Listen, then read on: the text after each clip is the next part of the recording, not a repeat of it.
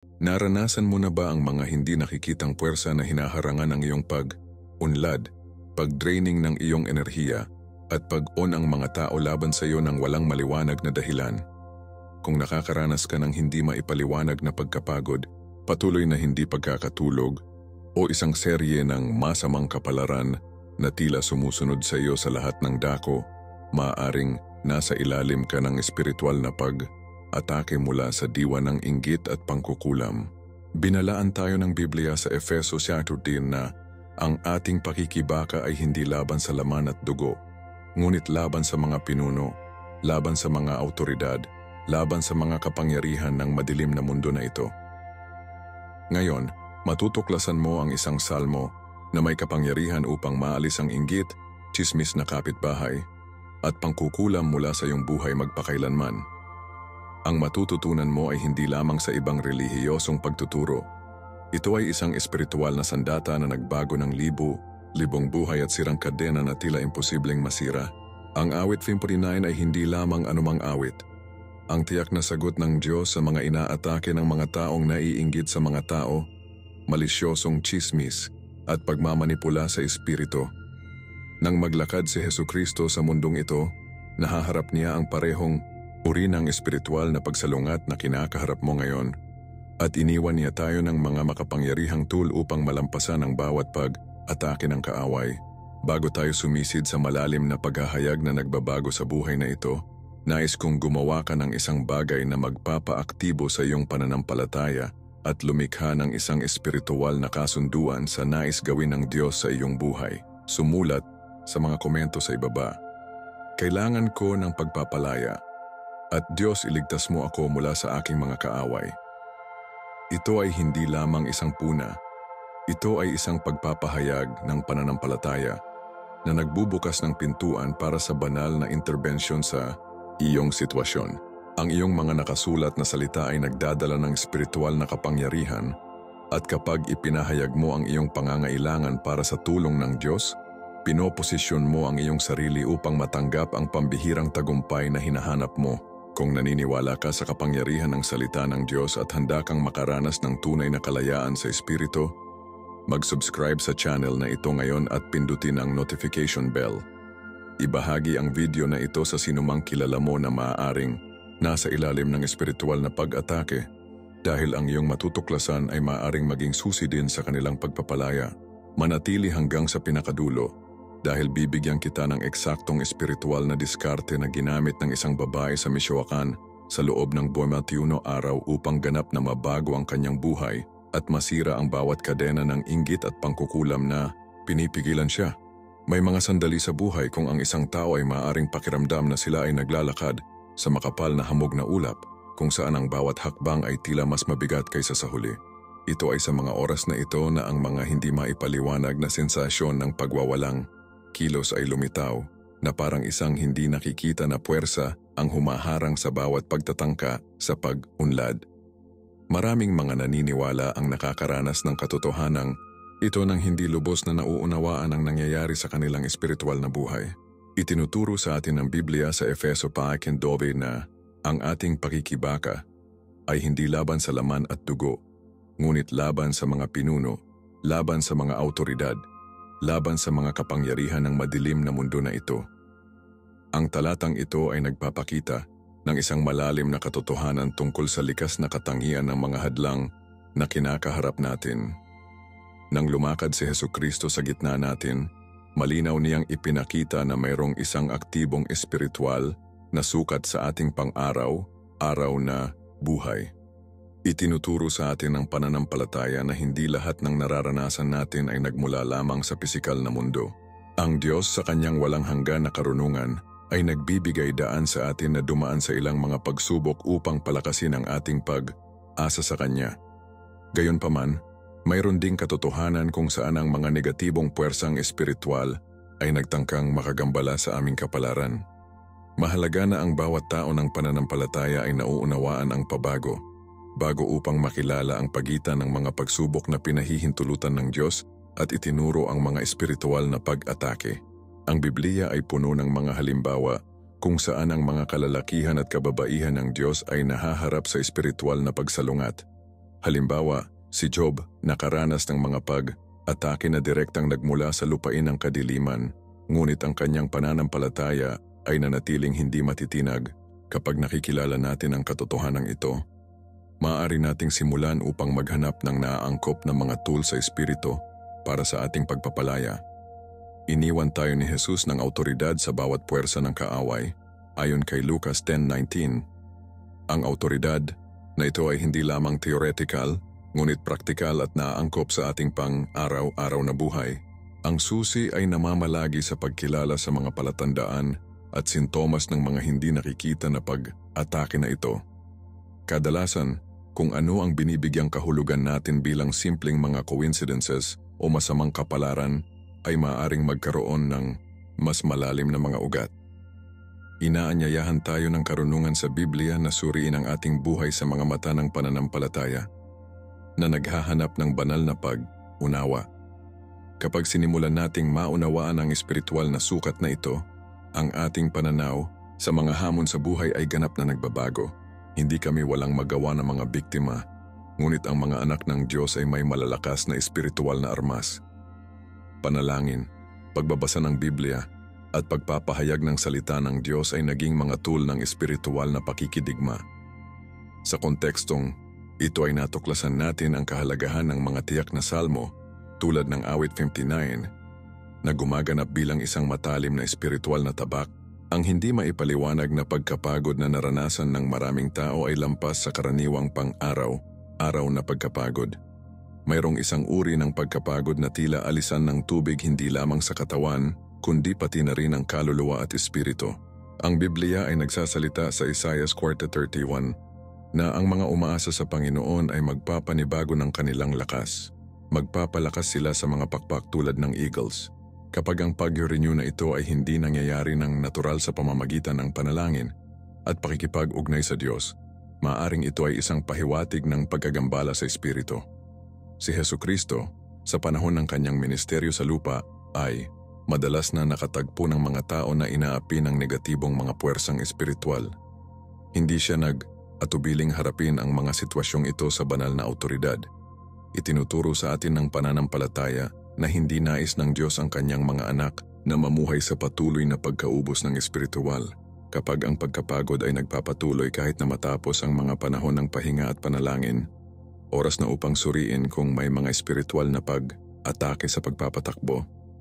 Maraming mga taimtim na mananampalataya ang gumugol ng maraming taon na lumalaban sa pagkapagod na ito ng walang pag-unawa sa espiritual na pinagmulan nito.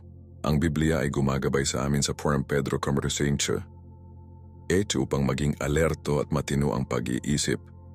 Ang iyong kaaway ang demonyo ay umikot sa paligid tulad ng isang umuungal na leon na naghahanap ng isang tao na kukuha. Kasama sa pagbabantay na ito ang pagkilala kung kailan ang ating espiritual na enerhiya ay pinatuyo ng mga panlabas na mapagkukunan. Ang kaaway ay tuso at madalas na pag-atake sa pamamagitan ng mga sintomas na tila natural. Gayunpaman, kapag hinahanap natin ang Diyos ng may katapatan, binibigyan niya tayo ng pag-unawa upang makilala ang totoong mapagkukunan ng ating pagkapagod. Ang masidhing panalangin at pagpapahayag ng mga tiyak na taludtod sa Biblia ay maaring masira ang mga hindi nakikita na kadena na ito. Ipinangako tayo ni Jesus sa Mateo 9:28, "Halika sa akin, lahat kayo ay pagod at pasanin, at bibigyan kita ng pahinga." Ang pangakong ito ay hindi lamang para sa pisikal na pagkapagod, kundi pati na rin para sa espiritual na pang-aapi. Kapag inilalapat natin ang salita ng Diyos ng may pananampalataya at autoridad, nararanasan natin ang pagpapalaya na sinakop ni Kristo sa krus. Mahalagang maunawaan na ang pagkilala sa mga espiritual na pag-atake ay hindi paranoia, ngunit ang karunungan sa Biblia. Ang sariling buhay ni Jesus ay minarkahan ng mga paghaharap sa mga negatibong puwersang espiritual. Itinuro niya sa amin sa pamamagitan ng kanyang halimbawa kung paano haharapin ang mga sitwasyong ito. Ang susi ay namamalagi sa pagpapanatiling matatag ng ating pananampalataya at paggamit ng mga espiritual na sandata na ibinigay sa atin ng Diyos. Ang awit 59 ay kumakatawan sa isa sa mga makapangyarihang sandata na ito, partikular na idinisenyo para sa mga sitwasyon ng pag-atake sa espiritual. Ang patuloy na hindi pagkakatulog na nagdurusa, kaya maraming mga tao ang maaaring magkaroon ng mas malalim na mga ugat kaysa sa simpleng stress o pang-araw-araw na pag-aalala kapag ang pagtulog ay naging mailap sa gabi, lalo na para sa mga naghahangad na mamuhay ng isang pananampalataya, maaaring ito ay tanda ng pagkagambala sa espiritu. Tinitiyak tayo ng Biblia sa awit 4:8 na sa kapayapaan ay mahihiga ako at matulog sapagkat ikaw lamang Panginoon gawin akong naninirahan sa kaligtasan. Antam anday sambaytoy, kapag ang kapayapaan na ito ay hindi natural na darating, kahit na pagkatapos ng pagdarasal at paghanap ng Diyos, kinakailangan na siya sa atin ng mas malalim na espiritual na mga kadahilanan. Si Hesukristo, sa panahon ng kanyang ministeryo, ay nagpakita na ang espiritual na kaharian ay may direktang impluensya sa ating pisikal na buhay. Nagaling siya hindi lamang mga pisikal na sakit, ngunit pinalaya din ang mga tao mula sa mga espiritual na pang-aapi na nakakaapekto sa kanilang kalidad ng buhay. Itinuturo sa atin ng pananampalataya na nais ng Diyos ang kanyang mga anak na magkaroon ng pahinga at kapayapaan tulad ng ipinangako sa kanyang salita. Kapag ang pangakong ito ay hindi ipinapakita sa ating karanasan, dapat nating hanapin ang pinagbabatayan ng mga espiritual na kadahilanan. Kadalasan, ang mga espiritual na pag-atake ay nagpapakita sa pamamagitan ng kaguluhan sa pagtulog na lumilikha ng isang mabisyo na siklo ng pagkapagod at kahinaan. Alam ng kaaway na ang isang tao na binawian ng sapat na pagtulog ay nagiging mas madaling kapitan ng mga negatibong kaisipan at panghinaan ng loob. Ang Biblia ay gumagabay sa amin sa Efeso 4:20 na huwag bigyan ng dyablo ng isang bukol at kabilang dito ang pagprotekta sa oras ng pahinga. Kapag ipinahayag natin ang salita ng Diyos sa ating buhay bago matulog, lumikha tayo ng isang espiritual na kapaligiran ng proteksyon. Ang mga tiyak na awit, tulad ng awit 59, ay gumana bilang mga espiritual na kalasag laban sa mga kaguluhan sa gabi. Ang kasanayan sa pagpapahid sa aming kama at silid na may langis, habang ang pagdedeklara ng mga taludtod sa Biblia ay maaaring masira ang mga pattern ng espiritual na hindi pagkakatulog. Itinuro sa atin ni Jesus na mayroon tayong autoridad sa bawat puwersa ng kaaway, kasama na ang mga nakakagambala sa ating pahinga. Ang susi ay namamalagi sa pagsasagawa ng autoridad na ito ng may pananampalataya at pagkakapare-pareho. Maraming mga naniniwala ang natuklasan na sa pamamagitan ng paglalapat ng mga tiyak na mga prinsipyo sa Biblia para sa proteksyon sa gabi, nakaranas sila ng kumpletong pagpapanumbalik ng kanilang pattern ng pagtulog. Hindi lamang nais ng Diyos na mayroon tayong pisikal na pahinga, kundi pati na rin ang kapayapaan sa espiritual sa oras ng kahinaan. Ang pagtulog ay isang regalo mula sa Diyos, at kapag sinubukan ng mga puwersang espiritual na nakawin ang regalong ito, dapat nating pigilan ang mga sandata na ibinigay sa atin ni Kristo. Regular na pahayag ng awit 59 bago matulog ay maaaring magtatag ng isang malakas na espiritual na hadlang laban sa mga kaguluhan sa gabi. Ang tinatawag ng maraming tao na masamang kapalaran o kasawian ay maaaring maging resulta ng sistematikong pag-atake sa espiritual laban sa kanilang buhay at kapalaran. Hindi kinikilala ng Biblia ang konsepto ng swerte o pagkakataon, ngunit sa halip ang soberanya ng Diyos at ang katotohanan ng digmaang espiritual. Sa Jeremias 29:11, idineklara ng Diyos, "Sapagkat alam ko ang mga plano na mayroon ako para sa iyo, plano na palakasin ka at hindi makakasama sa iyo, upang bigyan ka ng pag-asa at hinaharap." Kapag nakakaranas tayo ng isang pagkakasunod, sunod ng mga negatibong kaganapan na tila hinahadlangan ang aming pag-unlad, oras na upang suriin kung may espiritual na panghihimasok sa pagpapatakbo. Malinaw na itinuro ni Hesukristo ang tungkol sa pagkakaroon ng mga espiritual na puwersa na sumasalungat sa mga plano ng Diyos para sa ating buhay. Hindi lamang niya kinilala ang katotohanan ito, ngunit may kasamang autoridad na harapin ito. Itinuturo sa atin ang pananampalataya na ang Diyos ay may plano ng kasaganaan at tagumpay para sa bawat isa sa kanyang mga anak. Kapag ang plano na ito ay tila patuloy na naharang ng hindi maipaliwanag na mga pangyayari, dapat tayong maghanap ng espiritual na pag-unawa. Kadalasan, kung ano ang binibigyang kahulugan natin bilang negatibong mga coincidences ay aktwal na coordinated na pag-atake laban sa aming banal na kapalaran. Binalaan tayo ng Biblia sa Juan 10:10 na ang magnanakaw ay darating lamang upang magnakaw at pumatay at sirain, ngunit dumating si Jesus upang magkaroon tayo ng masaganang buhay. Kapag ang ating karanasan ay hindi sumasalamin sa ipinangakong kasaganaan na ito, sa kabila ng ating katapatan sa Diyos, kinakailangan na mag-imbestiga sa mga espiritual na kadahilanan. Ang kaaway ay madalas na umaatake sa pamamagitan ng paulit-ulit na mga pattern ng pagkabigo o pagbara sa mga tiyak na lugar ng buhay. Maaari itong maging mga relasyon na laging nagtatapos ng masama, mga pagkakataon sa trabaho na hindi maipaliwanag na hindi materialize, o paulit-ulit na mga problema sa pananalapi ng walang maliwanag na dahilan. Ang susi ay namamalagi sa pagkilala sa mga pattern na ito at paglalapat ng mga tiyak na espiritual na tool upang masira ang mga ito. Ang awit 59 ay partikular na makapangyarihan para sa pagsira ng mga siklo ng masamang kapalaran o mga espiritual na mga blockage. Kapag ipinahayag namin ang awit na ito na may pananampalataya at autoridad, invoking namin ang proteksyon ng banal laban sa mga puwersa na sumusubok na mabura ang ating kapalaran. Ipinangako sa atin ni Jesus na anuman ang ating ibubuklod sa mundo ay makagapos sa langit, at anuman ang maluwag natin sa mundo ay tatanggalin sa langit. Mateo 18:3. Ang espiritual na autoridad na ito ay nagpapahintulot sa amin na masira ang mga negatibong pattern at magtatag ng mga siklo ng pagpapala sa ating buhay. Ang pareho na aplikasyon ng mga prinsipyo sa Biblia ay maaaring magbago ng isang buhay na minarkahan ng masamang kapalaran sa isang buhay ng banal na pabor at tagumpay. Nais ng Diyos ang kanyang mga anak na umunlad sa lahat ng mga lugar, at kapag hindi ito nangyari, mayroon tayong mga espiritual na tool upang siyasatin at iwasto ang sitwasyon. Ang tamang pagkakakilanlan ng mga espiritual na pag-atake ay pangunahing sa paglalapat ng sapat na mga solusyon sa Biblia at nakakaranas ng pagpapalaya na sinakop ni Hesukristo para sa atin. Kapag kinikilala natin na ang aming mga sintomas, kung hindi maipaliwanag na pagkapagod, patuloy na hindi pagkakatulog, o mga pattern ng masamang kapalaran, maaaring magkaroon ng espiritual na pinagmulan, binubuksan natin ang pintuan para sa banal na interbensyon sa ating sitwasyon.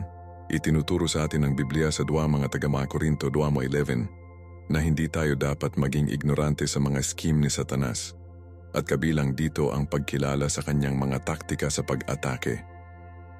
Si Hesukristo, sa panahon ng kanyang ministeryo sa lupa ay nagpakita na ang tamang pagkakakilanlan ng espiritual na problema ay ang unang hakbang sa mabisang solusyon. Hindi niya tinatrato ang mababaw na sintomas, ngunit dumiretso sa espiritual na ugat ng mga isyu. Ang pananampalataya ay nagbibigay daan sa amin upang makita ang lampas sa mga pisikal na pagpapakita at maunawaan ang mga espiritual na dinamika sa pagpapatakbo. Kapag sinimulan nating ikonekta ang aming mga sintomas sa posibleng pag-atake sa espiritu, ang aming diskarte sa paglutas ng mga problemang ito ay ganap na nagbabago. Sa halip na depende lamang sa mga likas na solusyon, nagsisimula kaming mag-apply ng malakas na mga tool sa espiritual. Ang panalangin ay tumigil lamang na isang kahilingan para sa tulong at maging isang pagpapahayag ng digmaan laban sa mga puwersa na sumusubok na pinahihirapan tayo. Ang pagbabasa ng Biblia ay nagbabago sa isang aktibong paghahanap para sa mga tiyak na espiritual na armas para sa aming sitwasyon. Ang Diyos, sa kanyang walang hanggan na karunungan, ay nagbigay sa amin ng mga tiyak na salmo para sa iba't ibang uri ng mga espiritual na laban. Ang awit 59, lalo na, ay binigyang inspirasyon ng banal na espiritu bilang isang malakas na tool laban sa mga pag-atake mula sa mga kaaway at negatibong mga puwersang espiritual. Nang isulat ni David ang salmo na ito, nahaharap siya sa mga kaaway na naghangad na sirain siya sa pamamagitan ng kapwa pisikal at espiritual na pamamaraan. Ang kagandahan ng salmo na ito ay namamalagi sa universal na aplikasyon nito. Ang parehong mga salita na nagdala ng pagpapalaya kay David ay maaaring magdala sa atin ngayon. Tiniyak sa atin ni Jesus na ang kanyang salita ay hindi babalik ng walang laman, ngunit isinasagawa ang layunin kung saan ito ipinadala. Isaiah 55:11. Nangangahulugan ito na kapag ipinahayag namin ang awit 59 na may pananampalataya at autoridad, inaaktibo namin ang parehong kapangyarihan na pinalaya si David mula sa kanyang mga kaaway. Ang susi ay nakasalalay sa pag-unawa na hindi tayo walang magawa ng mga biktima, ngunit ang mga anak ng Diyos ay may malalakas na espiritual na armas. Ang aming paglalakbay sa pagkilala sa mga pag-atake na ito ay natural na humahantong sa amin upang matuklasan ang mga tiyak na solusyon sa Biblia. At iyon mismo ang ating tuklasin habang sinusuri natin kung paano nagpapatakbo ang espiritu ng inggit sa ating buhay. Ang espiritu ng envy ay nagpapatakbo bilang isa sa mga pinakamapanirang puwersa sa espiritual na kaharian na madalas na nagtatrabaho sa pamamagitan ng mga taong malapit sa amin na nakatago ng mga nakatagong sama ng loob at nakakahamak na hangarin. Binalaan tayo ng Biblia sa Kawikaan 27:4 na ang galit ay malupit at labis na galit, ngunit sino ang maaaring tumayo bago ang paninibugho? Ang talatang ito ay nagpapakita ng nagwawasak na kapangyarihan ng inggit at ang kakayahang sirain ang mga relasyon, mga pagkakataon at mga patutunguhan.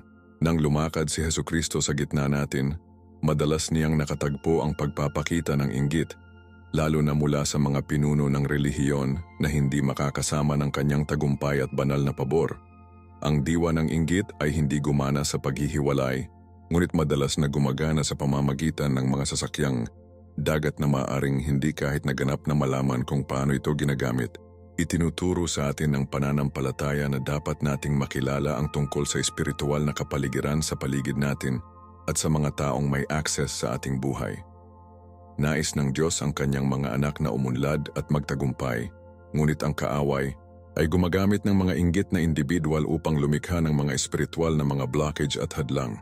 Maraming mga naniniwala ang nakakaranas ng paulit-ulit na mga pagkabigo o mga pag-alsa na tila nagtutugma sa ilang mga relasyon o kapaligiran, hindi na pagtanto na ang inggit ay maaaring ang espiritual na ugat.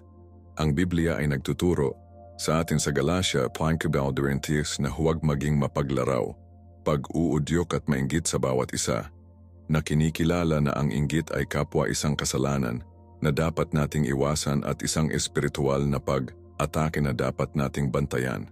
Kapag nauunawaan natin kung paano nagpapatakbo ang diwa ng inggit, mas mapoprotektahan natin ang ating sarili at ang ating mga pamilya mula sa mapanirang impluensya nito. Ang espiritu na ito ay madalas na nagpapakita sa pamamagitan ng tila walang sala na mga puna, mga papuri na papuri o banayad na pag-undermining ng ating kumpiyansa at pangarap. Itinuro sa atin ni Jesus na maging matalino bilang mga ahas at hindi nakakapinsala bilang mga kalapati, Mateo 10:16, na kinabibilangan ng pagkilala kung ang mga tao sa paligid natin ay nagpapatakbo sa ilalim ng impluensya ng inggit. Ang susi sa pagkilala sa espiritu na ito ay nakasalalay sa pag-obserba ng mga pattern ng pag-uugali at ang espiritual na prutas na ginagawa ng ilang mga relasyon sa ating buhay. Kapag ang isang tao ay patuloy na nagdadala ng negativity, panghinaan ng loob, o masamang kapalaran sa ating globo ng impluensya, dapat nating suriin kung ang espiritu ng inggit ay nasa trabaho. Ang salita ng Diyos ay nagbibigay sa atin ng pag-unawa upang makilala ang mga espiritual na dinamikong ito at ang mga tool upang maprotektahan ang ating sarili. Ang panalangin at ang aplikasyon ng mga tiyak na banal na kasulatan, tulad ng awit 49, ay maaaring lumikha ng isang espiritual na hadlang laban sa mga inggit na pag-atake. Mahalagang maunawaan na hindi tayo lumalaban sa mga tao mismo, ngunit laban sa mga espiritual na puwersa na maaaring maimpluwensyahan sila. Ang aming tugon ay dapat palaging nakaugat sa pag-ibig at espiritual na karunungan na naghahanap ng proteksyon ng Diyos habang pinapanatili ang ating puso sa tamang lugar sa harap niya. Ang tsismis at pintas ay madalas na nagsisilbing pangunahing mga sasakyan kung saan ang diwa ng inggit ay nagpapakita ng mapanirang kapangyarihan nito sa ating buhay at pamayanan. Malinaw na sinabi ng Biblia sa Kawikaan 16:28 na isang baluktot na tao ang pumupukaw ng tunggalian at ang isang tsismis ay naghihiwalay sa mga malapit na kaibigan. Kapag sinusuri natin ang espiritual na dinamika sa likod ng tsismis, natuklasan natin na bihira lamang itong idle chatter, ngunit madalas na isang pagpapakita ng mas malalim na mga espiritual na isyu, kabilang ang inggit at paninibugho. Naranasan muna ni Hesukristo ito nang kumalat ang mga pinuno ng relihiyon at maling akusasyon tungkol sa kanya, na tinatangkang papanghinain ang kanyang ministeryo at impluensya. Itinuturo sa atin ng pananampalataya na ang mga salita ay nagdadala ng espiritual na kapangyarihan at kapag sila ay nakausap na may malisyosong hangarin, maaari silang lumikha ng mga espiritual na atmospheres ng pang-aapi at hadlang. Ang espiritu ng envy ay gumagamit ng tsismis bilang isang sandata upang mapunit kung ano ang itinatayo ng Diyos sa ating buhay, na madalas na nagtatrabaho sa mga taong tila magkaibigan o miyembro ng pamilya. Maraming mga naniniwala ang patuloy na nagtatanggol sa kanilang reputasyon o pagharap sa mga hindi pagkakaunawaan na tila lumitaw mula sa wala.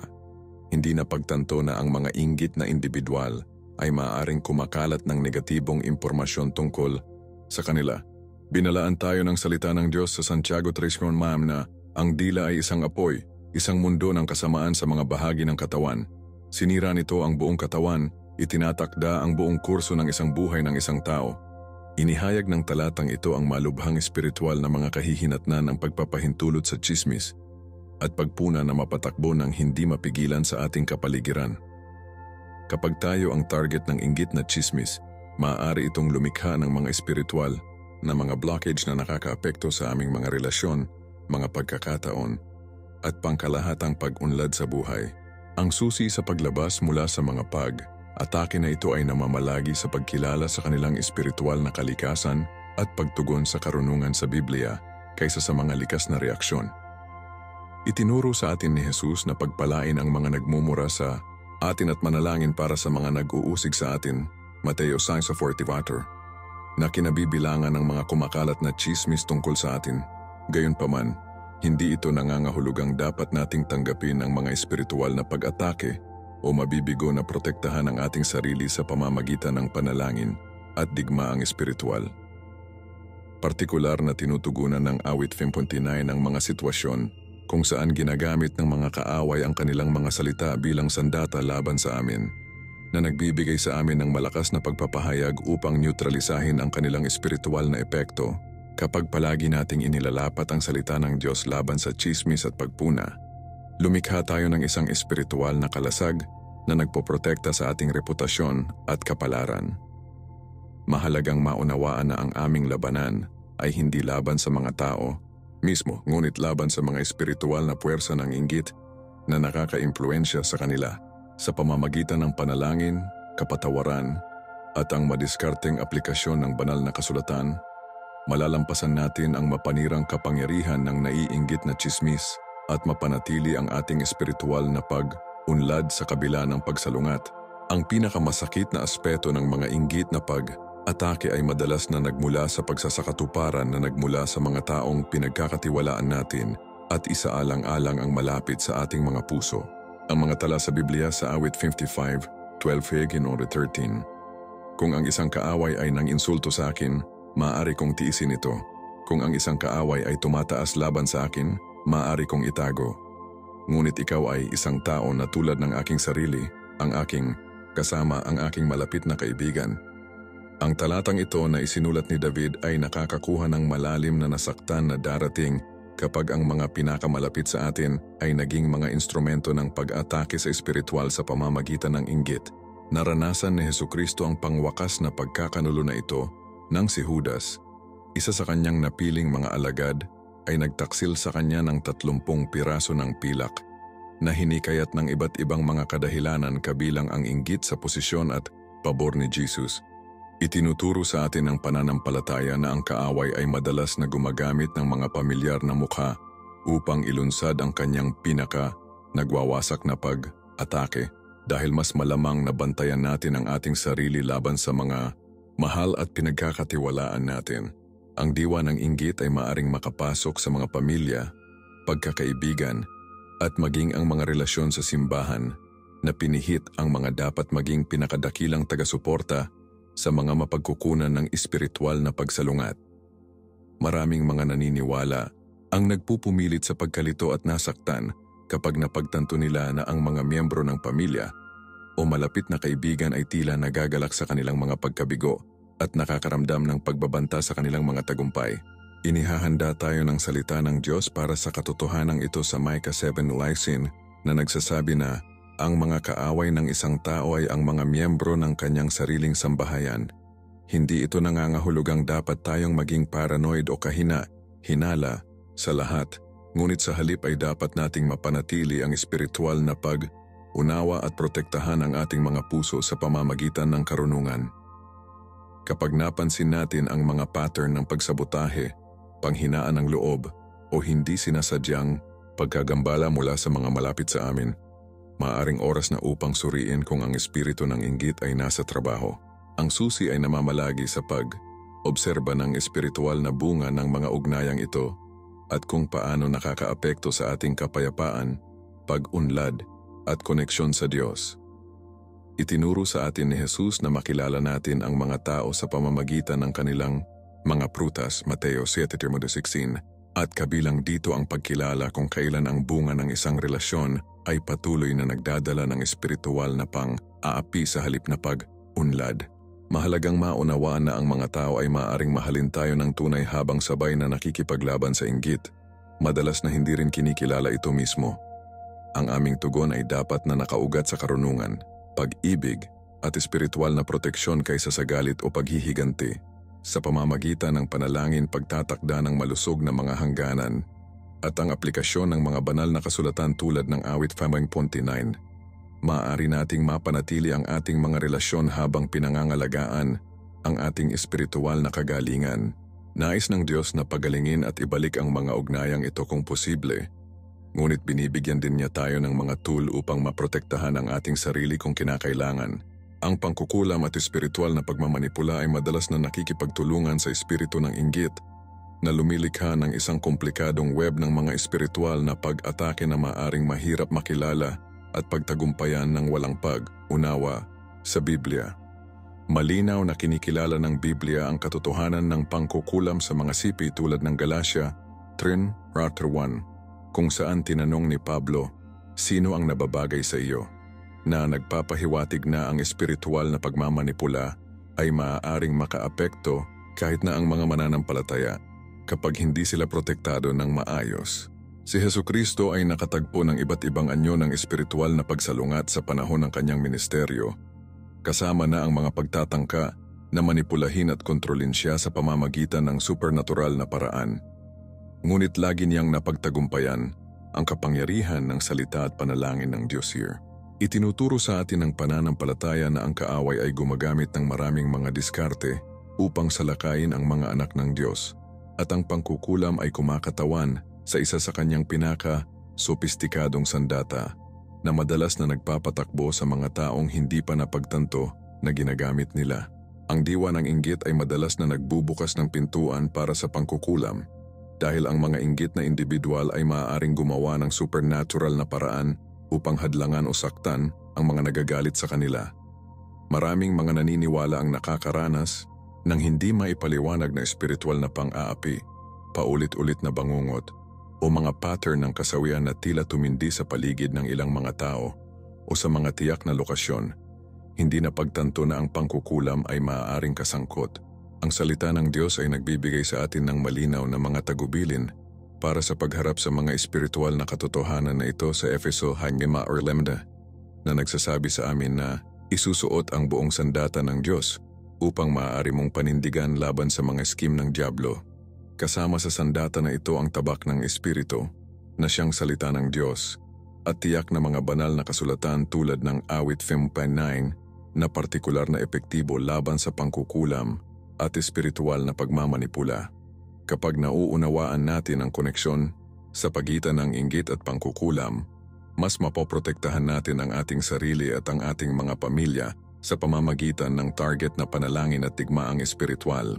Ang susi ay namamalagi sa pagkilala sa mga sintomas ng espiritual na pag-atake at pagtugon na may naaangkop na sandata sa Biblia sa halip na subukang labanan ang mga espiritual na labanan na may likas na pamamaraan. Binigyan tayo ni Jesus ng autoridad sa lahat ng kapangyarihan ng kaaway, Lucas 10:19. At kabilang dito ang autoridad sa pangkukulam at bawat anyo ng espiritual na pagmamanipula. Sa pamamagitan ng pareho na panalangin, pag-aayuno at pagpapahayag ng salita Ng Diyos, maaari nating masira ang bawat kadena ng pangkukulam at magtatag ng banal na proteksyon sa ating buhay. Mahalagang maunawaan na ang aming labanan ay hindi laban sa mga taong maaaring kasangkot sa mga gawin na ito, ngunit laban sa mga espiritual na puwersa na nakakaimpluwensya sa kanila. Ang aming tugon ay dapat palaging nakaugat sa pag-ibig, panalangin, at pagnanais na makita ang mga tao na napalaya mula sa espiritual na pagkaalipin sa halip na maghiganti o paghihiganti. Ang puso ng Diyos ay para sa pagpapanumbalik at pagpapagaling at magagamit niya ang ating mga dalangin at digmaang espiritual upang magdala ng pagpapalaya hindi lamang sa ating sarili, kundi pati na rin sa mga ginamit bilang mga instrumento ng pag-atake. Ang pagkakakilanlan ng mga inggit na espiritu at ang kanilang iba't ibang mga pagpapakita ay nagiging mahalaga para sa paglalapat ng tamang espiritual na mga remedyo at nakakaranas ng kalayaan na nilalayo ng Diyos para sa kanyang mga anak. Kapag natutunan nating kilalanin ang mga pattern at sintomas ng mga naiinggit na pag-atake, kung sa pamamagitan ng tsismis, ang mga malapit na relasyon ay naging maasim o kahit na pangkukulam, inilalagay natin ang ating sarili na tumugon sa karunungan ng Biblia at autoridad sa Espiritu. Hinihikayat tayo ng Biblia sa Juan 4:1 na subukan ang mga espiritu upang makita kung sila ay mula sa Diyos, na kinabibilangan ng pag-unawa kapag ang espiritu ng inggit ay tumatakbo sa ating kapaligiran o relasyon. Ipinakita ni Hesukristo ang perpektong pag-unawa sa buong kanyang ministeryo. Palaging alam kung siya ay nakikipag-usap sa mga tunay na naghahanap kumpara sa mga nai-motivation ng inggit, pagmamataas o nakakahamak na hangarin. Ang pananampalataya ay nagbibigay sa atin ng parehong pag-unawa kapag nananatili tayong konektado sa Diyos sa pamamagitan ng panalangin at pag-aaral ng kanyang salita. Ang diwa ng inggit ay nag-iiwan ng natatanging mga espiritual na fingerprint na nagiging mas madaling makilala habang lumalaki tayo sa espiritual na kapanahunan at pag-unawa sa Biblia. Maaring kabilang dito ang mga biglaang pagbabago sa pag-uugali ng mga tao sa amin, hindi maipaliwanag na pagtutol sa aming pag-unlad o mga pattern ng nagkakasabay na mga pag-alsa na tila sumusunod sa ilang mga pakikipag-ugnayan o relasyon. Nais ng Diyos ang kanyang mga anak na lumakad sa karunungan at espiritual na proteksyon, hindi sa takot o paranoia, ngunit sa tiwala na autoridad sa bawat puwersa na sumasalungat sa kanyang mga plano para sa ating buhay. Kapag tama nating kinikilala ang diwa ng inggit sa trabaho, maaari nating ilapat ang mga tiyak na remedyo sa Biblia tulad ng Awit 59 na nagsisilbing parehong tool na diagnostic at isang malakas na sandata laban sa mga naiinggit na pag-atake. Ang kagandahan ng salita ng Diyos ay nakasalalay sa katumpakan nito. Ang iba't ibang mga espiritual na problema ay nangangailangan ng iba't ibang mga espiritual na solusyon at ang banal na espiritu ay gumagabay sa atin sa eksaktong mga banal na kasulatan na kailangan natin para sa ating mga tiyakan na sitwasyon. Ipinangako tayo ni Jesus sa Juan 16:13 na ang espiritu ng katotohanan ay gagabay sa atin sa lahat ng katotohanan at kabilang dito ang pagbubunyag ng mga espiritual na dinamika sa trabaho sa ating mga kalagayan. Habang binubuo natin ang ating kakayahang makilala ang mga naiinggit na espiritu, lumalaki din tayo sa ating kakayahan upang maprotektahan ang iba at mabisa ng epektibo para sa mga nasa ilalim ng magkatulad na pag-atake. Ang proseso ng pagkakakilanlan na ito ay natural na humahantong sa amin upang matuklasan ang mga makapangyarihang sandata na ibinigay ng Diyos para sa ating espiritual na pakikidigma. Lalo na ang nagbabago na kapangyarihan ng Awit 59 sa pagsira sa bawat kadena ng inggit at pagtaguyod ng banal na PR o teksyon sa ating buhay at mga patutunguhan. Ang Awit 59 ay nakatayo bilang isa sa pinakamalakas na sandata sa biblikal na arsenal laban sa mga espiritual na pag-atake, partikular na idinisenyo ng Diyos upang magbigay ng proteksyon at paglaya mula sa mga kaaway na nagpapatakbo sa pamamagitan ng inggit, tsismis at espiritual na pagmamanipula. Inihayag ng Biblia sa 2 Timoteo 3:16 na ang lahat ng banal na kasulatan ay hininga ng Diyos at kapakipakinabang para sa pagtuturo, pagsaway, pagwawasto at pagsasanay sa katuwiran. At ang Awit 59 ay nagpapakita ng banal na inspirasyon na ito sa tiyak na aplikasyon nito sa espiritual na digma. Nang isulat ni David ang salmo na ito, nahaharap siya sa isang nagbabanta na sitwasyon kung saan pinadalhan ni Haring Saul ang mga kalalakihan upang panoorin ang kanyang bahay at patayin siya, na kumakatawan sa kapwa pisikal at espiritual na mga kaaway na nagtatrabaho sa koordinasyon. Si Hesukristo mismo ay ginamit ang mga awit sa buong ministeryo na nagpapakita ng kanilang patuloy na kaugnayan at kapangyarihan para sa mga mananampalataya sa bawat henerasyon. Itinuturo sa atin ng pananampalataya na ang mga salita ng banal na kasulatan ay nagdadala ng banal na autoridad at supernatural na kapangyarihan kapag idineklara na may tunay na paniniwala at espiritual na pag-unawa. Ang kagandahan ng awit 59 ay namamalagi sa komprehensibong diskarte nito sa proteksyon sa espiritual, na tinutugunan hindi lamang ang mga sintomas ng pag-atake, kundi ang mga espiritual na ugat at mapagkukunan ng oposisyon. Maraming mga mananampalataya ang natuklasan na ang salmo na ito ay tila direktang nagsasalita sa kanilang mga tiyak na sitwasyon na parang isinulat ng Diyos ng tumpak para sa kanilang kasalukuyang mga pakikibaka sa mga naiinggit na kaaway at pang-aapi sa espiritual. Ipinangako ng salita ng Diyos sa Isaiah 55:11 na ang kanyang salita ay hindi babalik na walang laman, ngunit magagawa ang layunin kung saan ipinadala niya ito.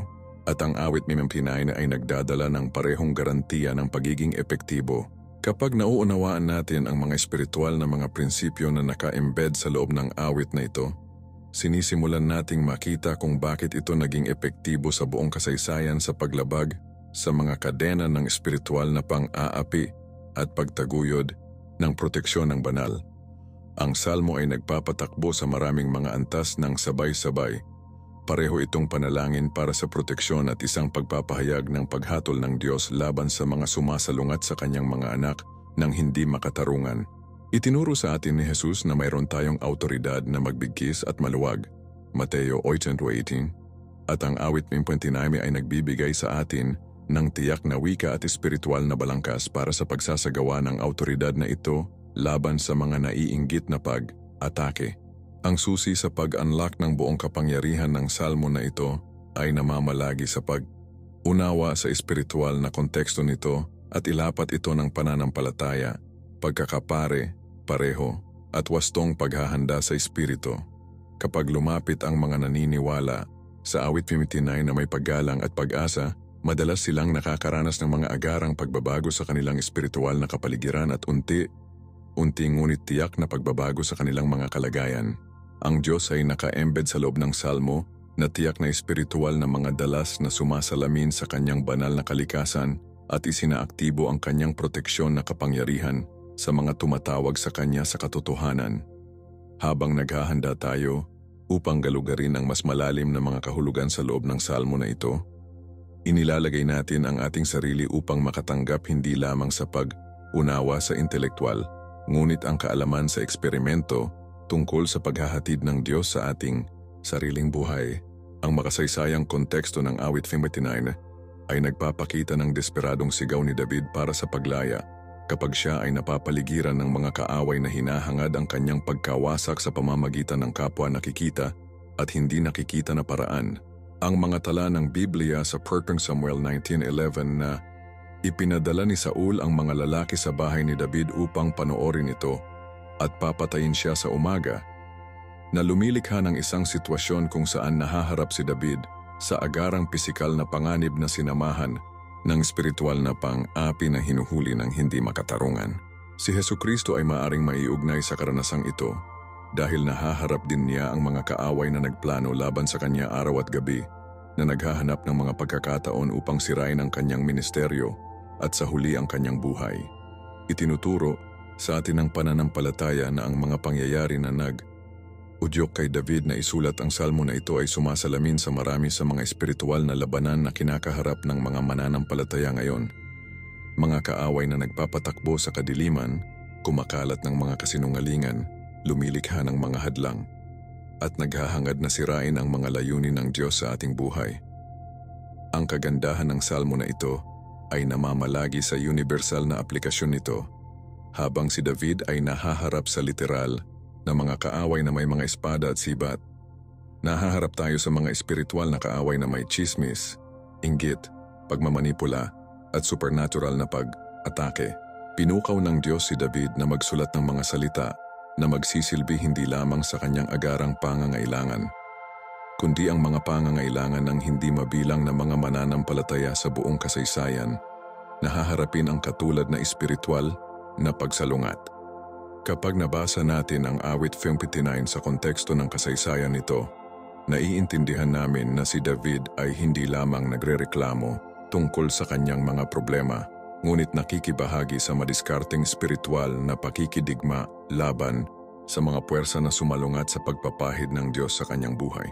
Ang salmo ay kumakatawan sa isang perpektong modelo kung paano tumugon sa hindi makatarungang pag-atake, hindi sa paghihiganti o paghihiganti, ngunit sa mga pagpapahayag na puno ng pananampalataya na nag-aanyaya sa interbensyon at proteksyon ng Diyos. Ipinakita ni Jesus ang parehong prinsipyong ito nang siya ay nahaharap sa pagsalungat, palaging tumutugon sa espiritual na autoridad kaysa sa likas na reaksyon.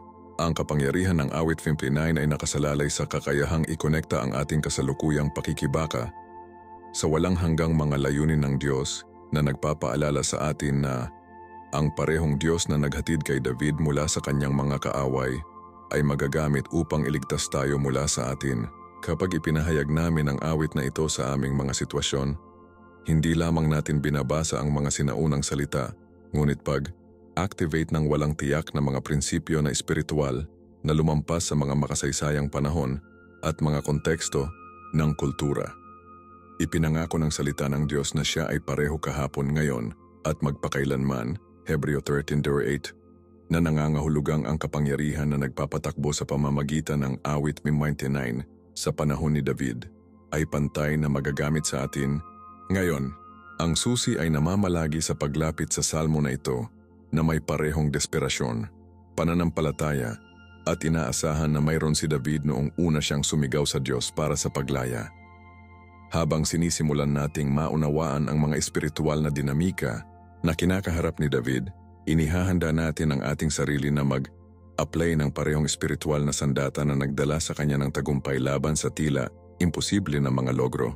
Ang espiritual na autoridad na naka-embed sa loob ng awit 59 ay nagpapatakbo bilang isang banal na utos na nagpapa-aktibo sa kapangyarihang proteksyon ng Diyos at pinakawalan ang kanyang paghuhusga laban sa mga umaatake sa kanyang mga anak ng hindi makatarungan.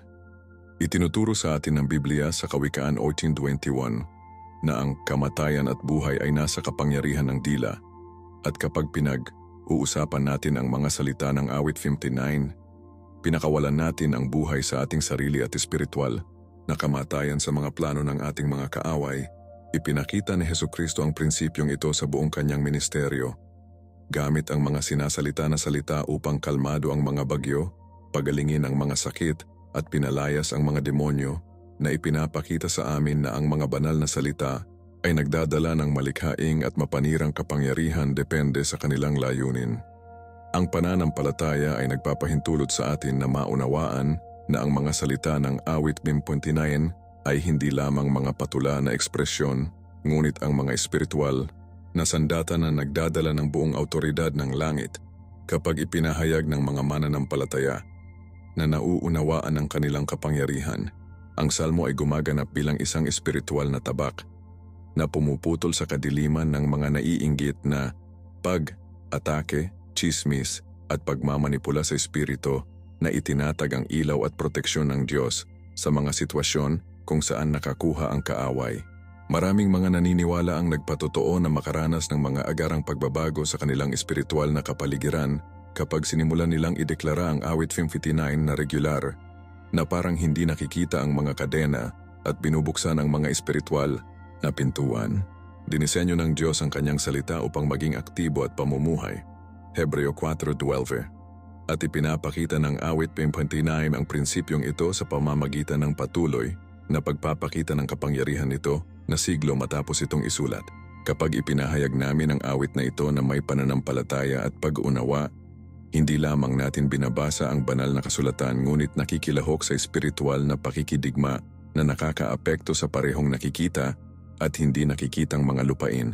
Ang autoridad sa loob ng salmo na ito ay nagmula sa banal na pinagmulan nito at ang pagkakahanay nito sa karakter at layunin ng Diyos.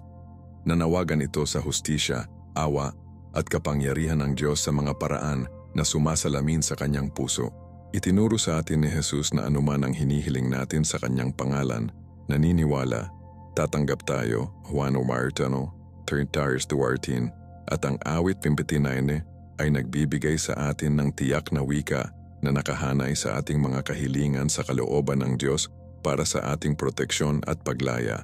Ang susi sa pag-access sa autoridad na ito ay namamalagi sa paglapit sa awit ng may paggalang, pananampalataya, at isang malinis na puso sa harap ng Diyos.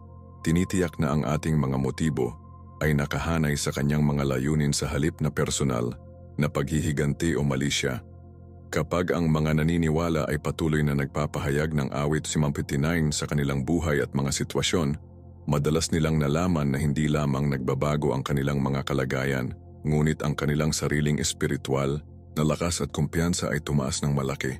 Ginagamit ng Diyos ang salmo na ito upang ipaalala sa atin ang ating pagkakakilanlan bilang kanyang mga anak at ating autoridad bilang mga mananampalataya, na nagbibigay kapangyarihan sa atin na tumayo laban sa espiritual na pagsalungat na may kumpiyansa at banal na pagsuporta. Ang espiritual na autoridad sa loob ng awit 59 ay naging isang pundasyon para sa pag-unawa kung paano mababago ng salita ng Diyos ang ating mga kalagayan at maitaguyod ang kanyang kaharian sa bawat lugar ng ating buhay. Ang proteksyon na kapangyarihan ng awit 59 ay umaabot sa labas ng agarang paglaya upang maitaguyod ang pangmatagalang espiritual na takip na nagpoprotekta sa mga mananampalataya mula sa patuloy na pag-atake at hinaharap na espiritual na pag-atake. Ipinangako ng Biblia sa awit 9:21. Uno na, ang sinumang naninirahan sa kanlungan ng taasan ay magpapahinga sa anino ng makapangyarihan sa lahat. At ang awit 29 ay nagsisilbing isang praktikal na tool para sa pagpasok at pagpapanatili ng banal na kanlungan na ito. Si Hesukristo ay nagsalita tungkol sa prinsipyong proteksyon na ito nang manalangin siya para sa kanyang mga alagad sa Juan 17:15. Hiniling sa Ama na huwag ilabas sila sa mundo, ngunit protektahan sila mula sa masasamang. Itinuturo sa atin ng pananampalataya na ang proteksyon ng Diyos ay hindi lamang isang beses na interbensyon, ngunit isang patuloy na takip na maaaring maisaaktibo at mapanatili sa pamamagitan ng pare-pareho na aplikasyon ng kanyang salita. Ang kagandahan ng awit 59 ay namamalagi sa kakayahang lumikha ng kung ano ang maaari nating tawaging isang espiritual na larangan ng puwersa sa paligid ng mga mananampalataya na nagpapahayag nito ng regular na may pananampalataya at pag-unawa. Maraming mga tao ang natuklasan na habang ginagawa nila ang salmo na bahagi ng kanilang pang-araw na espiritual na gawain, nagsisimula silang mapansin na ang mga negatibong tao at sitwasyon ay tila natural na maiwasan ang mga ito o mawala ang kanilang kapangyarihan upang magdulot ng pinsala. Ang salita ng Diyos ay naglalaman ng likas na kapangyarihan na hindi mababawasan sa oras o pag-uulit, ngunit talagang nagdaragdag ng pagiging epektibo habang lumalaki tayo sa pananampalataya at espiritual na pag-unawa. Kapag palagi naming ipinahayag ang awit 59, nagtatayo kami ng mga espiritual na pader ng proteksyon na nagiging mas malakas at mas epektibo sa paglipas ng panahon, katulad ng kung paano ang pisikal na ehersisyo ay nagtatayo ng lakas ng kalamnan sa pamamagitan ng pag-uulit. Ang awit ay gumagana sa pamamagitan ng pag-align ng ating espiritual na kapaligiran sa pagkakaroon ng proteksyon ng Diyos na ginagawang mahirap para sa mga inggit na espiritu at nakakahamak na atake upang tumagos sa ating mga espiritual na panlaban. Itinuro sa atin ni Jesus ang tungkol sa kahalagahan ng espiritual na pagtitiyaga sa Lucas 2:1 na hinihikayat tayo na laging manalangin at hindi sumuko, at ang prinsipyong ito ay naaangkop sa regular na pagpapahayag ng mga proteksyon na salmo. Ang susi sa pagpapanatili ng kapangyarihang proteksyon na ito ay nasa pareho, pananampalataya, at isang pamumuhay na pinarangalan ang Diyos at nakahanay sa kanyang salita sa lahat ng mga lugar. Kapag pinagsama ng mga mananampalataya ang pahayag ng awit 59 na may matuwid na pamumuhay at regular na pakikipag-ugnay sa Diyos, lumikha sila ng halos hindi malilimutan na espiritual na hadlang laban sa mga naiinggit na pag-atake at espiritual na pagmamanipula. Nais ng Diyos ang kanyang mga anak na mamuhay sa kapayapaan at seguridad, libre mula sa patuloy na stress ng espiritual na digma. At ang awit 59 ay nagbibigay ng isang praktikal na landas sa lugar na ito ng banal na proteksyon. Ang proteksyon na kapangyarihan ng salmo na ito ay nagiging patotoo sa iba ng katapatan at pag-aalaga ng Diyos para sa kanyang mga anak na madalas na iginuhit ang mga tao upang maghanap ng parehong proteksyon at relasyon sa Diyos na pinagmamasdan nila sa ating buhay. Ang transformative power of awit 59 ay lumalawak na lampas sa proteksyon at paglaya upang aktwal na baguhin ang espiritual na dinamika ng mga sitwasyon na pinihit kung ano ang inilaan ng kaaway para sa pinsala sa mga pagkakataon para sa kaluwalhatian ng Diyos at ang ating pagsulong. Ang Biblia ay nagpapahayag sa Roma 8:28 na sa lahat ng mga bagay ay gumagana ang Diyos para sa ikabubuti ng mga nagmamahal sa Kanya na tinawag ayon sa Kanyang layunin, at ang awit 59 ay nagsisilbing isang katalista sa banal na pagbabagong ito. Ipinakita ni Hesukristo ang prinsipyong ito ng ikaw o niya ang kanyang pagpapako sa krus, ang pangwakas na pag-atake mula sa kanyang mga kaaway sa pinakadakilang tagumpay sa kasaysayan ng tao na ipinapakita sa atin na ang Diyos ay maaaring magbago ng anumang pag-atake sa pagtatagumpay.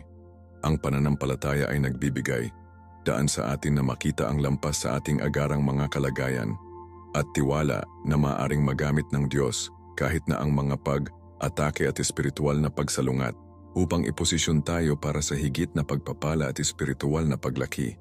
Ang kapangyarihan ng awit 59 ay namamalagi hindi lamang sa pagtigil sa pag-atake ngunit sa pagbabalik ng kanilang mga epekto at naging sanhi ng pag-backfire sa kanila ayon sa perpektong hustisya at tiyempo ng Diyos.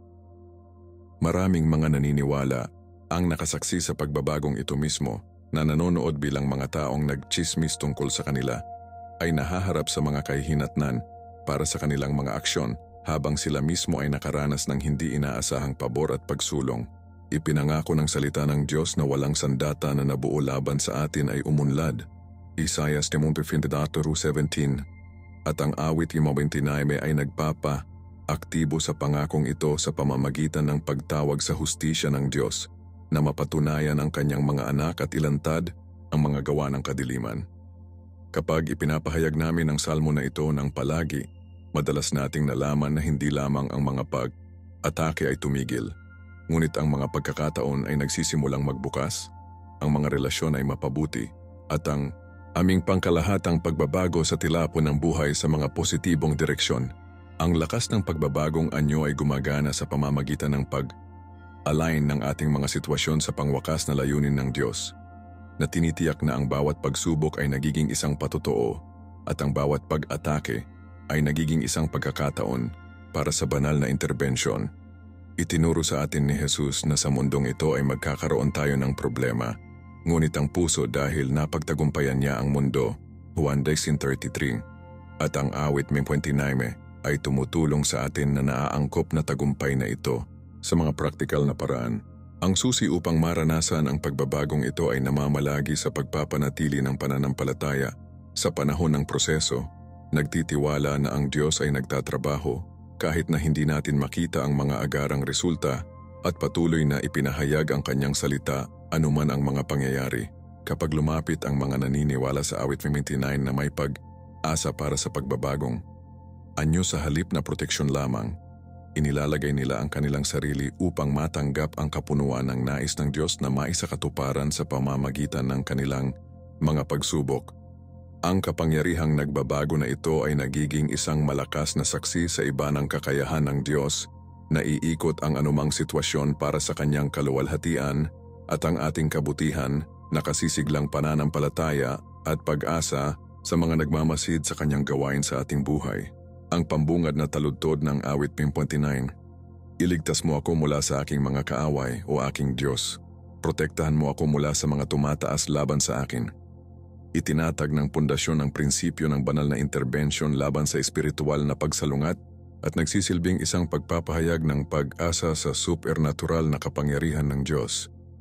Itinuturo sa atin ng Biblia sa awit 46:1 na ang Diyos ang ating kanlungan at lakas, isang patuloy na tulong sa problema, At ang pag-iyak ni David para sa paglaya ay sumasalamin sa pag-unawa na ito sa pagkakaroon at pagpayag ng Diyos na mamagitan. Si Hesukristo ay sumigaw ng parehong pag-asa sa Ama sa buong kanyang ministeryo sa lupa, lalo na sa mga sandali ng matinding digmaang espiritual, tulad ng kanyang panalangin sa hardin ng Getsemane, kung saan hinanap niya ang banal na lakas para sa labanan sa unahan.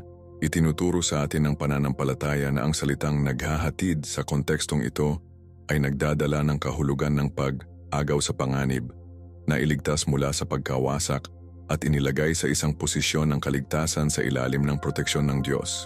Kapag ipinahayag natin ang talatang ito sa ating buhay, hindi lamang tayo humihingi ng tulong ngunit gumawa ng isang matapang na pagpapahayag na ang Diyos ay may kapangyarihan at autoridad na makialam sa ating mga kalagayan. Ang pariralang "Oh my God" ay inihayag ang matalik na ugnayan na mayroon si David sa makapangyarihan sa lahat, na kinikilala na hindi lamang ito ang Diyos kundi ang kanyang personal na Diyos na may mga tungkulin sa tipan na protektahan at ipagtanggol siya. Maraming mga naniniwala ang natagpuan na kapag isinapersonal nila ang talatang ito na nagpapahayag ng aking Diyos na may paniniwala at pananampalataya, nakakaranas sila ng isang agarang pakiramdam ng banal na pagkakaroon at katiyakan na ang tulong ay nasa daan. Ipinangako ng salita ng Diyos na kapag tumawag tayo sa Kanya, sasagutin Niya. Awit 91:15. At ang pagbubukas na taludtod ng awit 29 ay nagbibigay sa atin ng eksaktong wika na gagamitin kapag nahaharap sa mga espiritual na kaaway at pagsalungat. Ang salitang protektahan sa talatang ito ay nagpapahiwatig hindi lamang iligtas mula sa kasalukuyang panganib, ngunit patuloy na seguridad at banal na takip na pumipigil sa pag-atake sa hinaharap mula sa pagtagumpay. Itinuro sa atin ni Jesus na maaari nating lapitan ng Diyos ng may katapangan at kumpiyansa, Hebreo 4:16. At ang talatang ito ay nagpapakita ng matapang na diskarte na hinihiling ang banal na interbensyon sa halip na hilingin lamang ito. Ang susi sa pag-activate ng kapangyarihan ng talatang ito ay namamalagi sa pagdedeklara nito ng parehong desperasyon at pananampalataya na mayroon si David noong siya ay napapaligiran ng mga kaaway na humingi ng kanyang pagkawasak.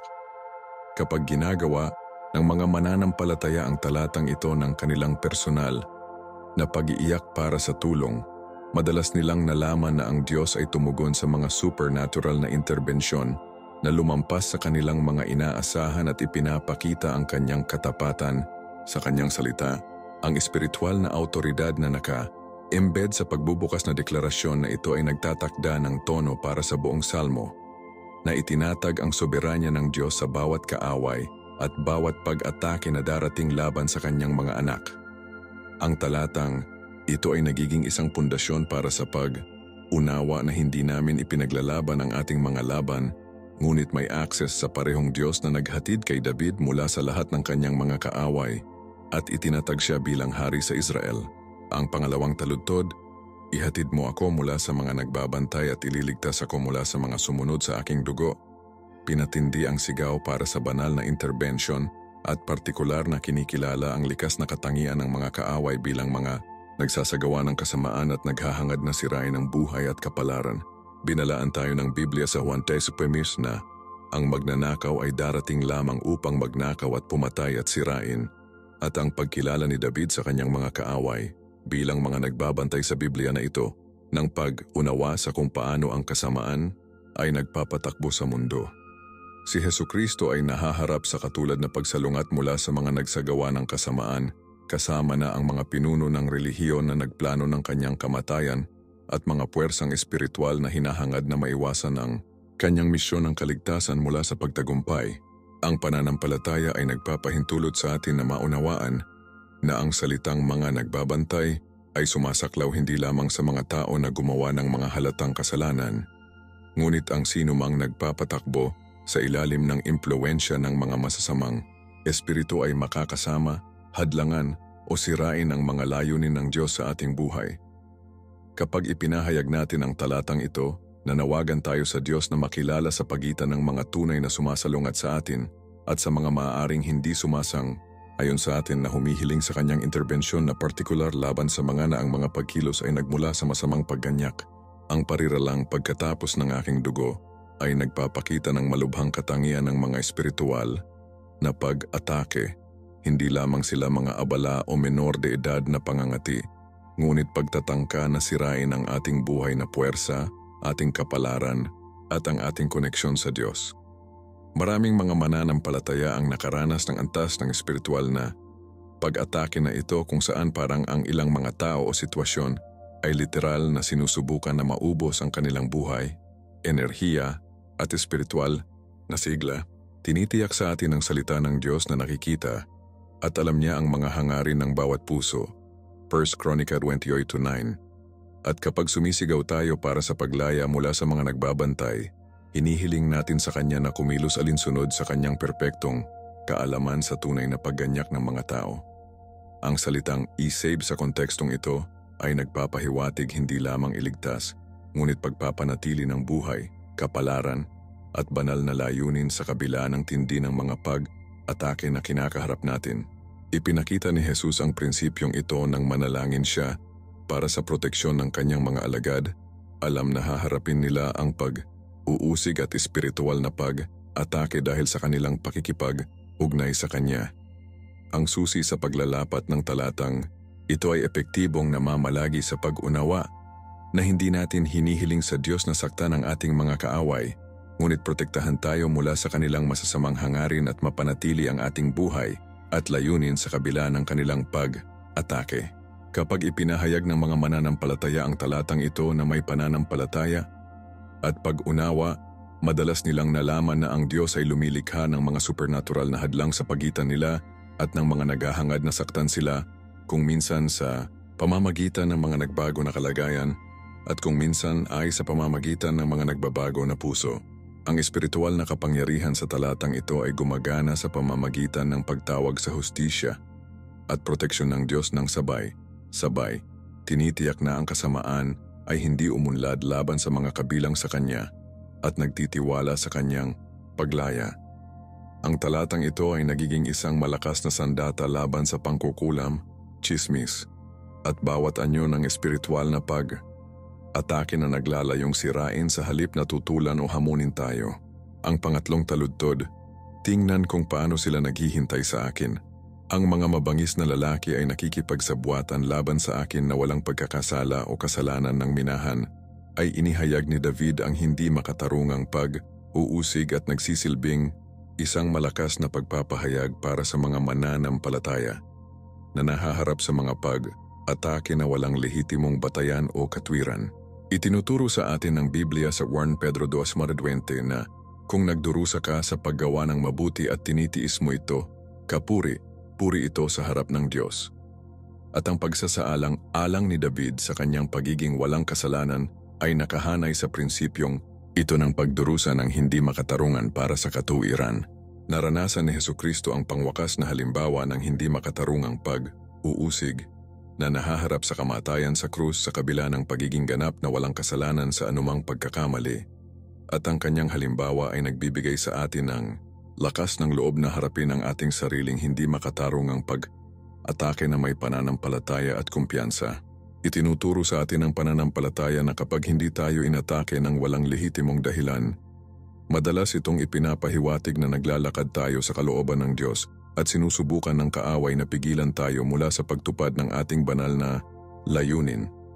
Ang pariralang lie in wait ay nagpapakita ng nauna ng likas na katangian ng maraming spiritual na pag-atake. Hindi sila mga random na pangyayari, ngunit kinakalkula ang mga pagtatangka na ambush tayo sa mga masusugatan na sandali o madiskarteng oras sa aming espiritual na paglalakbay. Maraming mga naniniwala ang napansin na ang mga pag-atake ay madalas na tumindi bago ang mga pambihirang tagumpay, promo o makabuluhang espiritual na paglaki na nagpapahiwatig na kinikilala ng kaaway ang mga plano ng Diyos para sa pagsulong at naglalayong maiwasan ang mga ito. Ipinangako ng salita ng Diyos na siya ay magpapatunay ng matuwid. Awit 37:6. At kapag ipinahayag natin ang ating pagiging walang kasalanan sa harap niya tulad ng ginawa ni David, inaanyayahan natin ang kanyang hustisya na makialam sa atin. Ang salitang pagsasabuatan ay nagpapahiwatig na maraming mga puwersa ang maaaring magtulungan laban sa amin, kung sa pamamagitan ng coordinated na pagsisikap ng tao o mga puwersang espiritual na nakakaimpluwensya sa iba't ibang mga tao na tutulan tayo ng sabay-sabay. Binalaan tayo ni Jesus na ang mundo ay mapuot sa atin sapagkat kinamumuhian muna siya, Juan 16:18, na naghahanda sa atin para sa katotohanan na ang matuwid na pamumuhay ay madalas na nag-uudyok sa pagsalungat mula sa mga nahatulan ng ating halimbawa. Ang susi sa paghahanap ng lakas sa talatang ito ay namamalagi sa pag-unawa na ang hindi makatarungang pag-atake ay madalas na kumpirmasyon na tayo ay nasa tamang landas at nakikita ng Diyos ang ating pagiging walang kasalanan kahit na ang iba ay hindi pagkakaunawaan o nagkamali ng ating mga motibo. Kapag ipinahayag ng mga mananampalataya ang talatang ito na may tiwala sa kanilang integridad sa harap ng Diyos, madalas nilang nalaman na nagbibigay siya ng supernatural na pagpapatunay na nagpapatahimik sa kanilang mga akusado at ipinapakita ang kanilang pagiging walang kasalanan sa mga mahalaga. Ang espiritual na kapangyarihan sa talatang ito ay gumagana sa pamamagitan ng pag-apela sa pakiramdam ng hustisya ng Diyos at ang kanyang pangako na ipagtanggol ang mga hindi umaatake ng hindi makatarungan, pag-activate ng kanyang proteksyon na intervention sa ngalan ng mga inosente. Ang talatang ito ay nagiging partikular na makapangyarihan para sa mga mananampalataya na nahaharap sa mga maling akusasyon, pagpatay sa karakter, o pag-uusig para sa kanilang pananampalataya at matuwid na pamumuhay. Ang ika-4 na taludtod, wala akong nagawa na mali, gayon paman handa na silang salakayin ako. Bumangon Panginoon upang matulungan ako, tingnan ang aking kalagayan.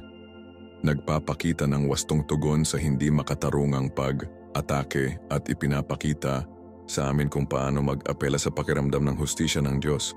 Habang pinapanatili ang ating sariling integridad at katuwiran, hinihikayat tayo ng Biblia sa awit 7:8 na hatulan tayo ng Panginoon. Ayon sa aking katuwiran, ayon sa aking integridad o kataas-taasan, at ang pagpapahayag ni David ng kawalang kasalanan ay sumasalamin sa kumpiyansa na ito sa pagtayo sa harap ng Diyos na may malinaw na budhi. Pinananatili ni Hesukristo ang parehong integridad sa buong kanyang mga pagsubok. Hindi kailanman ikompromiso ang kanyang pagkatao o paghihiganti laban sa kanyang mga nagsusumbong, ngunit patuloy na sumasamo sa hustisya at tiyempo ng Ama. Ang pananampalataya ay nagpapahintulot sa atin na maunawaan na ang ating tugon sa hindi makatarungang pag-atake ay kasing halaga ng mga pag-atake sa kanilang sarili. Dapat nating mapanatili ang ating katuwiran at tiwala sa pagpapatunay ng Diyos sa halip na kumuha ng mga bagay sa ating sariling mga kamay. Ang pariralang hindi ko nagawa ang mali ay hindi isang pag-aangkin ng walang kasalanan ngunit isang pagsasaalang. Alang na ang mga pag-atake na kinakaharap natin ay hindi nabibigyang katwiran ng anumang lehitimong karaingan o maling paggawa sa ating bahagi. Maraming mga naniniwala ang nakikipaglaban sa pagkakasala at pagsusuri sa sarili kapag nahaharap sila sa pag-atake. Nagtataka kung kahit papaano ay dinala nila ang pagsalungat sa kanilang sarili, sa kanilang mga aksyon o sa loobin. Itinuturo sa atin ang salita ng Diyos na habang dapat nating palaging suriin ang ating mga puso at magsisi ng anumang kasalanan, hindi natin dapat tanggapin ang responsibilidad para sa mga pag-atake na nagmula sa inggit, paninibugho o espiritual na kadiliman. Ang sigaw na "Arise, Lord" ay isang tawag para sa banal na interbensyon na kinikilala ang soberanya at kapangyarihan ng Diyos na baguhin ang anumang sitwasyon ayon sa kanyang kalooban at tiempo. Gumamit si Jesus ng katulad na wika ng tumawag siya sa Ama sa ilang sandali ng krisis na nagpapakita na kahit na ang anak ng Diyos ay umasa sa banal na interbensyon kaysa sa kanyang sariling lakas lamang. Ang pariralang tumingin sa aking kalagayan ay isang apela sa pakikiramay at awa ng Diyos na hinihiling sa kanya na makita ang ating sitwasyon mula sa kanyang pananaw at tumugon ayon sa kanyang pag-ibig at hustisya. Ang susi sa pag-activate ng kapangyarihan ng talatang ito ay namamalagi sa pagpapanatili ng ating integridad. Habang matapang nananawagan sa Diyos na mamagitan, nagtitiwala na siya ay magpapatunay ng matuwid at ipagtanggol ang mga inosente. Kapag ipinahayag ng mga mananampalataya ang talatang ito na may tiwala sa kanilang paninindigan sa harap ng Diyos, madalas silang nakakaranas ng mga banal na interbensyon na nagpapakita ng pangako ng Diyos sa hustisya at sa kanyang pangangalaga sa mga nagtitiwala sa kanya. Ang espiritual na autoridad sa talatang ito ay gumagana sa pamamagitan ng pagsasama ng personal na integridad sa banal na apela, na lumilikha ng isang malakas na kombinasyon na gumagalaw sa puso ng Diyos na kumilos sa ngalan ng kanyang mga anak. Ang talatang ito ay nagiging isang pundasyon para sa pag-unawa na ang ating pagkatao at ang ating pananampalataya ay nagtutulungan upang maisaaktibo ang proteksyon at pagpapatunay ng Diyos sa ating buhay.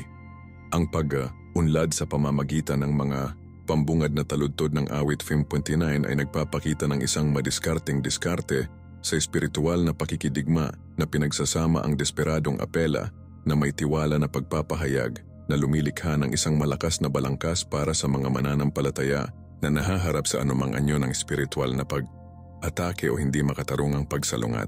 Itinuturo sa atin ng Biblia sa James 4:7 na isumite ang inyong sarili kung gayon sa Diyos. Tumanggi sa dyablo at tatakas siya mula sa iyo. At ang mga talatang ito ay nagpapakita ng parehong pagsumite sa autoridad at paglaban ng Diyos laban sa masasamang puwersa. Si Hesukristo ay nagmodelo ng parehong pamamaraang ito sa buong kanyang ministeryo, palaging nagsusumite sa kalooban ng Ama habang matapang na kinakaharap ng espiritual na kadiliman at pagsalungat sa banal na autoridad. Itinuturo sa atin ng pananampalataya na ang mabisang digmaang espiritual ay nangangailangan ng kapwa pagpapakumbaba sa harap ng Diyos at katapangan laban sa kaaway, na kinikilala ang ating pag-asa sa banal na kapangyarihan habang ginagamit ang autoridad na ibinigay sa atin ng Diyos. Ang kagandahan ng mga talatang ito ay namamalagi sa kanilang universal na aplikasyon. Nahaharap tayo sa tsismis, inggit, pag-atake sa espiritu, o anumang anyo ng hindi makatarungang pagsalungat. Ang mga pagpapahayag na ito ay nagbibigay sa amin ng wikang Biblia upang mag-apela sa hustisya at proteksyon ng Diyos. Maraming mga naniniwala ang natagpuan na ang pag-memorize at regular na pagpapahayag ng mga talatang ito ay lumilikha ng isang espiritual na kapaligiran ng proteksyon sa paligid ng kanilang buhay, na ginagawang mahirap para sa mga pag-atake upang makakuha ng lupa o mapanatili ang kanilang pagiging epektibo. Ipinangako ng salita ng Diyos na ang kanyang salita ay hindi babalik ng walang laman, ngunit magagawa ang layunin kung saan ipinapadala niya ito, Isaiah 55:11. At ang mga talatang ito ay nagdadala ng tiyak na layunin ng pagtawag sa banal na interbensyon laban sa mga espiritual na kaaway.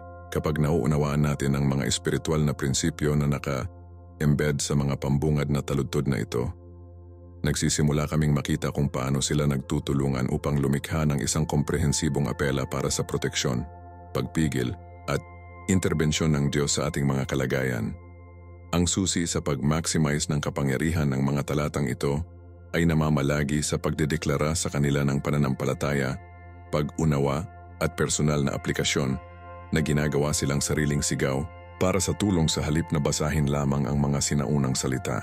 Itinuro sa atin ni Jesus na ang ating mga salita ay may kapangyarihan, Marcos 11:23. At kapag pinag-uusapan natin ang mga talatang ito ng may pananampalataya at autoridad, naglalabas tayo ng mga espiritual na puwersa na maaaring magbago ng ating mga kalagayan at may taguyod ang proteksyon ng Diyos sa ating buhay. Ang espiritual na diskarte sa digmaang isiniwalat sa mga talatang ito ay nagiging isang modelo para sa kung paano tumugon sa anumang anyo ng espiritual na pag-atake na nagbibigay sa amin ng wikang Biblia at banal na autoridad upang malampasan ang bawat kaaway at pagsalungat. Habang patuloy nating ginalugad ang mas malalim na mga kahulugan sa loob ng awit 59, ang mga batong ito ng pundasyon ay naghahanda sa atin upang maunawaan ang mas agresibong pagpapahayag na sumusunod at ang kumpletong tagumpay na nais ng Diyos na maitaguyod sa ating buhay. Ngayon naiintindihan mo ang hindi ka paniwalang kapangyarihan na inilagay ng Diyos sa awit 59 upang masira ang bawat kadena ng inggit, katahimikan na tsismis sa mga kapitbahay at sirain ang pangkukulam na nagpapatakbo laban sa iyong buhay. Hindi lamang ito sinaunang karunungan. Ito ay isang kasalukuyang espiritual na sandata na maaaring magbago ng iyong mga kalagayan kapag inilalapat mo ito ng pananampalataya at pagkakapare-pareho. Nais kong marinig mula sa iyo ngayon. Aling bahagi ng turo na ito ang nakakaapekto sa iyo? Natuklasan ba kung paano nagpapatakbo ang espiritu ng envy? Natututo tungkol sa kapangyarihan ng mga nakasulat na pagpapahayag o pag-unawa sa pang-araw, araw na kasanayan na maaaring maprotektahan ang iyong buhay? Ibahagi ang iyong mga saloobin sa mga komento sa ibaba at ipaalam sa akin kung paano mo pinaplano na mag-apply ng awit 59 sa iyong sariling digmaang espiritual. Huwag hayaan ang paghahayag na ito ay maging impormasyon na ipinapasa sa iyong isip. Kumilos ngayon. Simulan ang pagpapatupad ng 3 beses araw-araw na kasanayan na tinalakay namin. Isulat ang iyong mga pagpapahayag ng pananampalataya at simulan ang iyong sariling buwan tayo na araw na paglalakbay kasama ang awit 59. Naghihintay sa iyo ang iyong tagumpay, ngunit hinihiling nito ang iyong pakikilahok at pananampalataya upang maipakita. Kung pinagpala ka ng video na ito at pinuksan ang iyong mga mata sa mga espiritual na katotohanan na hindi mo pa naintindihan, siguraduhin na subscribe ka sa channel na ito at may mga abiso na nakabukas. Nagtatayo kami ng isang pamayanan ng mga mananampalataya na nauunawaan ng espiritual na pakikidigma at sumusuporta sa bawat isa sa panalangin at pananampalataya. Ang iyong subscription ay tumutulong sa amin na maabot ang mas maraming mga tao na talagang nangangailangan ng mensahe na nagbabago sa buhay na ito. Ang susunod na video na lilitaw sa iyong screen ay magbubunyag ng isa pang malakas na lihim na Biblia na maaaring magbago ng iyong buhay. Huwag palalampasin ito dahil ang Diyos ay may maraming mga paghahayag na naghihintay sa iyo na maaaring kumuha ng iyong espiritual na autoridad at proteksyon sa susunod na antas. Hanggang sa magkita tayo muli, tandaan na hindi ka biktima ng mga pangyayari. Ikaw ay anak ng Diyos na may autoridad sa bawat puwersa na sumusubok na tutulan ng kanyang mga plano para sa iyong buhay. Patuloy na ideklara ang kanyang salita, panatilihin ang paglalakad sa pananampalataya, at patuloy na inaasahan ang kanyang supernatural na interbensyon sa bawat lugar ng iyong buhay. Pagpalain ka ng Diyos ng sagana at makikita kita sa susunod na video. Ito ay Marco, at tandaan, ang iyong tagumpay ay ginagarantiyahan kapag nakikipaglaban ka sa mga sandata ng Diyos.